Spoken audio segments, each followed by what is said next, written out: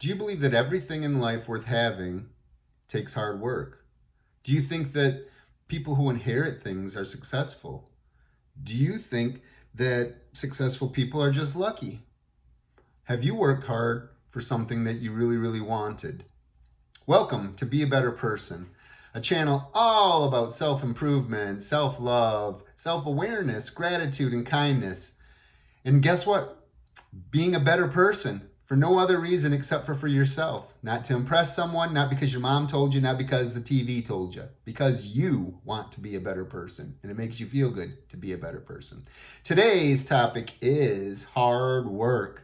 So, unfortunately, everything in life worth having is going to probably take hard work in some shape, form, whatever. If it comes easy, are you going to appreciate it? Is it something that you're going to feel successful about if you didn't have to work hard for it, if you were just handed it? Not that you should spend all your life and all your time working to achieve things.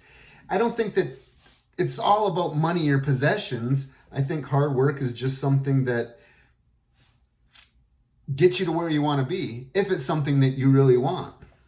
A lot of times we think that we want things, but then when we start working, we give up and quit because one of two things: it was too hard, or it's something that we really, really didn't want. Because I think that if we really want it, we'll work hard for it. But it seems like a lot of society, people just always want more. Bigger house, faster car, better clothes. I want to keep up with my friends and show them that I have all these things. Instead of having gratitude and saying, hey, I'm happy with what I have.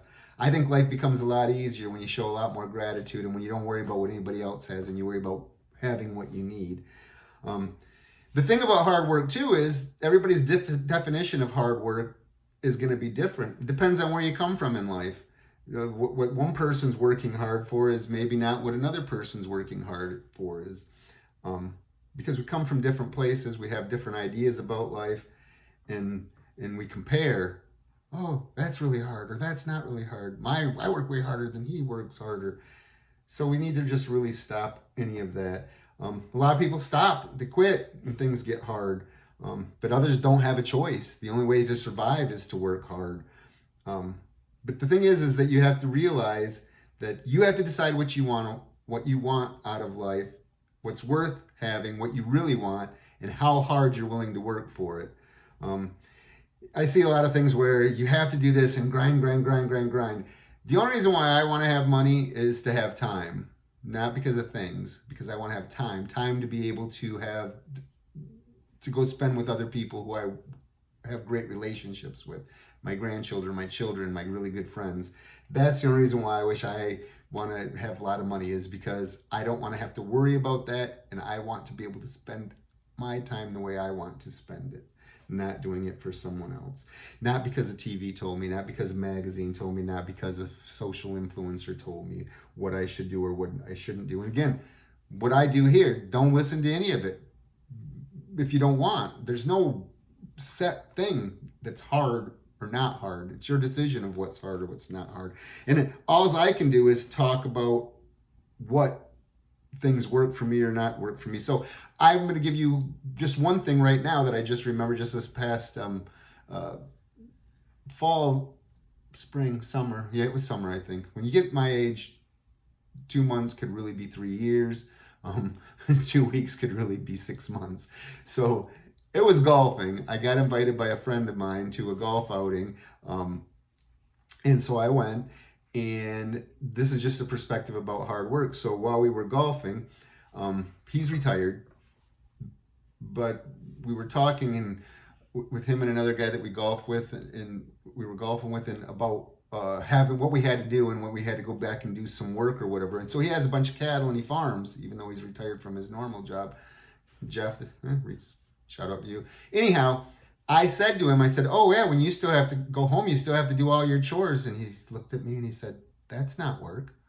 So see, he enjoys doing that. He doesn't see that as work at all. Whereas I had to go get hay to the animals, water them, feed them, make sure they were where they were needed to be. To me, that would seem like work. To him, not work at all. So I want to talk about 3 stories about hard work. So again, I don't know whether you're aware or not, very poor growing up. Not the whole time growing up, because when I was with my father, who was in the service, and I lived with him, we were probably middle class. We had most things that people had. Still not a lot of things, not tons of possessions. I didn't have everything I wanted, which was fine. I had everything I needed. When my parents got divorced and we moved from Florida to Michigan, we were poor. We lived in a trailer. Not that that's a bad thing or symbolizes that you're poor, but we got government subsidies. We struggled. We had times where we didn't have water and we had to melt snow to heat it for our doing dishes, taking our baths. We had to run to my grandma's to fill up a 5-gallon thing for our drinkable water and our stuff that we wanted to drink, but we melted snow, and it was months before it warmed up enough to thaw out and we could have running water again, because we did not have the resources to be able to do just go get somebody to fix it or to make it different. We rented. It was our trailer. We rented where we were on, and the landlord lived far away. So anyway, so during high school, I had no car. I didn't get my first car till I was 22 years old. We lived far, far out from places, so it's not like, even if I would have worked at the SD store, it would have been about a 5 mile walk. To Pinconning was probably 14 miles. So again, I had no reliable transportation to get me here there. So in the summertime, 14, 15, 16, even 17, I had to go work on farms, and a lot of times farmers would come get you, or I had other friends who were going to work. We picked pickles, we hoed sugar beets, we hauled hay. One of the worst jobs ever. Hard work. But I had to do this because I had to make money to be able to buy my school clothes, because again, my mom wasn't in a good situation. I had to have money, spending money for the whole school year to be able to have fun and to go do things with my friends, because again, my mom, all of her money was focused on giving me a place to live, giving me food, giving gas, insurance, those type of things. So a lot of hard work to try and save to be able to last. And I don't mind it. I think it was really helped in shaping me. So another thing about hard work, and the thing that I say that I'm passionate about is I am about listening to it, is music. Never learned how to really play an instrument. I can't sing. But I love music. But I do remember in 5th grade in Spain, we had a thing where you could take little things during recess instead of actually going out and just playing on the playground. One of them was guitar. Went to the guitar class. I learned to play 3 or 4 little songs. Simple, Happy Birthday, Tom Dooley, Una Paloma Blanca. I think those were the only 3, but I was getting very proficient and really good at them. But then I had fear of missing out. And though I really liked playing the guitar, I wasn't as much into music then as I got to be when I grew older. And I just missed hanging out with my friends, so I quit. And I regret that, and I wish that I would have continued that, but I chose something else over something else and didn't want to put in the hard work to do it. One of my things on my bucket list within the next few months, though, is to purchase a guitar, not sure bass or regular, and learn how to play. My last story is, first thing that I ever bought was, I think I was 26 years old, bought a piece of property, lucky enough to have it on a land contract, lucky enough I had enough money saved to put down on it, got a loan, put a trailer, well septic, moved into the trailer, and then started saving. My father-in-law became a general contractor, and I decided to build my own house. Had a lot of help from my friends. A lot of my friends, I didn't ask for help on certain things, but there was several things that I did. They did the whole basement and the walls for the basement. They came over to get this big bay window that I had to put in, and they came to help me put up the walls because I couldn't lift them all up. But a lot of the stuff was my father-in-law would come, show me what to do. I would do it. Then we'd move on to the next thing. I had, I think it was like 14 or 16 foot ceilings, and we had to build the trusses ourselves to do this. And he came, built one truss, showed me how to do it. I built, I don't even remember, I think it was 22 other trusses that I had. When I was all done with that, he came back, we set them, moved on to the next thing. But that's kind of how it worked throughout the thing. I had no idea about building. He taught me stuff, he showed me things, and then I did it. At the end of that process, during that same period, I was working a full-time job.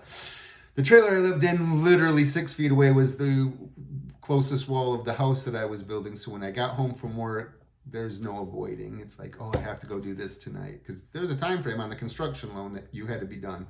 During the same time, unfortunately also, my mom was diagnosed with cancer, and I went to every single appointment with her. I went to every chemo thing with her. I did everything, and so it was kind of hard during that as well. But again, it was hard work, and when it was done, it was well worth it. And so another thing I just want to look at real quickly, and again, not to pass judgment or anything, but just things that I've seen in my life, are people who've built stuff from scratch, whether it be a business or whatever, how successful they are and how hard they put in the work compared to, a son who inherits something from the father. Maybe he was, hard on him or taught him things, but then I've watched the business fail once the father's gone and the son still has it. Or it lasts through the son, but then the grandson takes it over and then ends something that's been built for, 50, 60, 70, 80 years.